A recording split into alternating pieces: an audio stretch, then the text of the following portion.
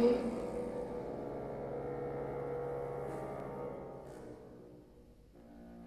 Come and play with us.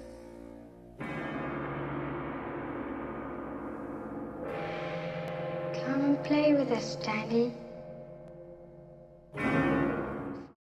Welcome to Kermode Uncut. It's Halloween. Ooh.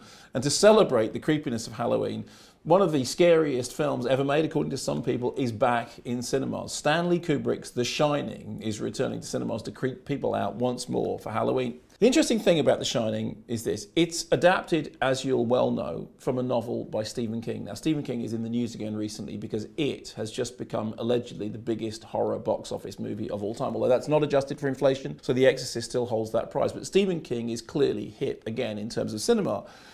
When it comes to The Shining, many people think that The Shining is the best Stephen King adaptation. But of course, Stephen King himself famously wasn't crazy about it. He thought that Kubrick hadn't really understood what his story was about.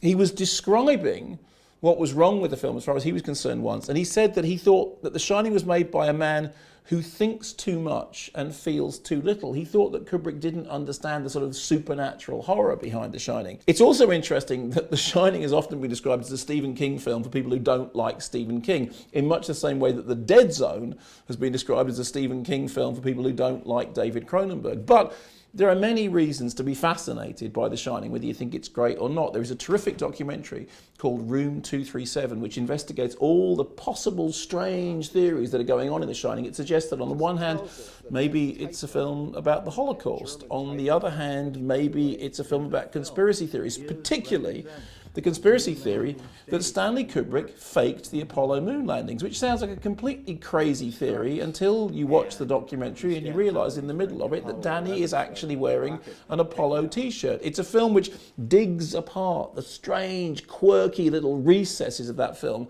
and finds secret treasures buried wherever it looks. The shoot, of course, was famously grueling. One of the things that Stephen King famously didn't like about the film was he said that what Shelley Duvall does is screams and runs around, and that wasn't the character that he wrote. Well, when you see the behind-the-scenes documentary stuff that was shot, you see that Shelley Duvall was really treated quite badly on set. I mean, she was genuinely terrorised. She was driven to a point where she appeared to be properly hysterical. For me, her performance is terrifying because she looks like an absolutely terrified person, and that, for me, adds to the atmosphere of the film. There are, of course, a couple of different versions of The Shining. There's the extended version, which has got some scenes put back in that I don't think you really need, but, you know, some people seem to like them. However, here's a little bit of trivia to leave you with if you decide to go and see The Shining for Halloween. When you see the opening of The Shining, you see all those shots of the wonderful landscape through which they're travelling to get to the Overlook Hotel, which is in the middle of nowhere, completely remote, very, very distant. Well, in cinemas at the moment, doing well, you know, very well here, not so well in America possibly, is Blade Runner 2049. Now, I love Blade Runner 2049. The original version of Blade Runner has a connection to The Shining, which is this. When they first preview screened Blade Runner, people didn't like it. They didn't like the dark ending. They wanted a happy ending. They wanted a happy ending in which our central couple escape off into the hills. And you see some lovely lush hills. You know what those lush hills are? Those lush hills are outtakes from the opening sequence of The Shining. Basically, Ridley Scott rang up Stanley Kubrick and said, I need some nice open-air shots.